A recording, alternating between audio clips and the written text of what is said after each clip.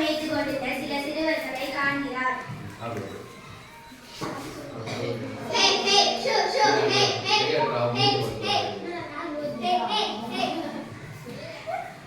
தம்பி கொஞ்சம் வண்டியை நிறுத்து. தம்பிங்களா, நீங்க ஸ்கூலுக்கு போகலையா? பள்ளிக்கூடத்துக்கு போகலையா?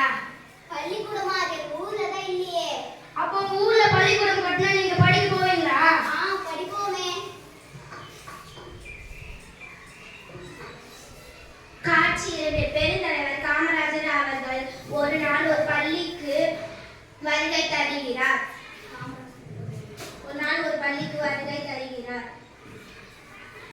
என்னாச்சு? சாப்பிட்டியா? சாப்பிடவில்லை. ஏன் சாப்பிடவில்லை?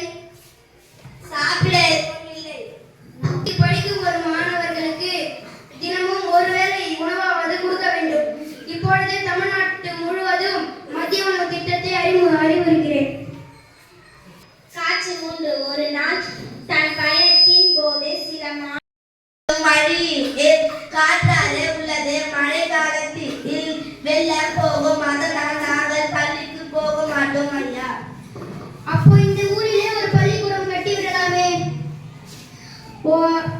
இந்த ஊரில் 1 மைல் தூரத்தில் ஆரம்ப பள்ளி, 2-3 மைல் தூரத்தில் நடுநிலை பள்ளி, 5 மைல் தூரத்தில் உயர்நிலை பள்ளி கட்ட உத்தரவு போடுகிறேன்.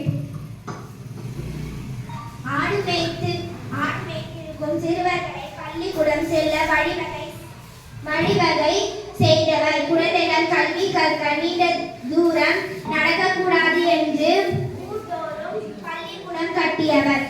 பள்ளிக்கு படிக்க வரும் மாணவர்கள் ஒருவேளை உணவாவது வயிறார உண்ண வேண்டும் என்று மதிய உணவு திட்டத்தை கொண்டு வந்தவர். அவர்தான் நம் கல்வி கண் திறந்தவர் காமராஜர் ஐயா ஆவார்.